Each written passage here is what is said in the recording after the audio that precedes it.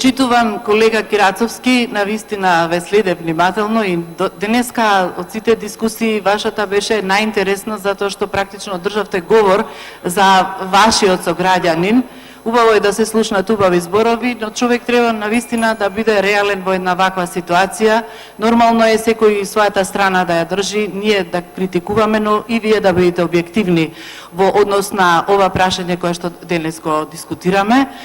Практично, зошто имаме, како што вие кажавте на почетокот, навистина имаме спротивставени ставови во однос на предлозите кои што се дадени во однос на целокупниот пристап на реконструкција на владата, и заради тоа што и вие мора да признаете како досегашен стратег во партијата, бевте генерален секретар на Социјалдемократскиот сојуз, вие знаете како се прават анализи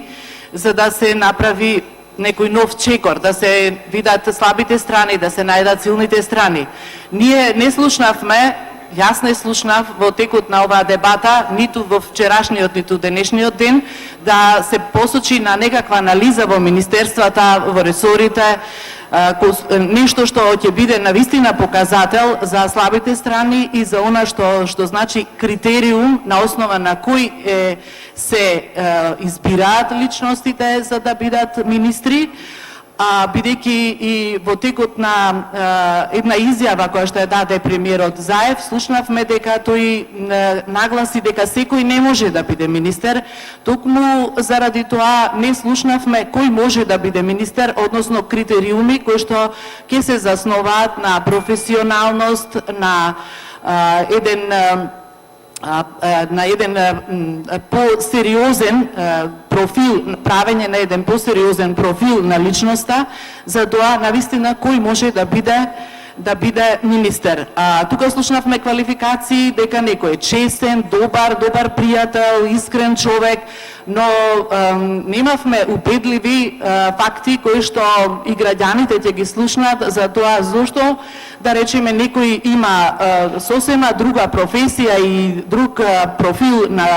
на професионален и кариерен развој, а се наоѓа во сфера која што му е или многу малку позната или воопшто нема никаква допирна точка. Токму заради тоа се и нашите стравувања и нашите укажувања, затоа што немаме јасна слика за тоа на основа на кој критериум е вршен изборот на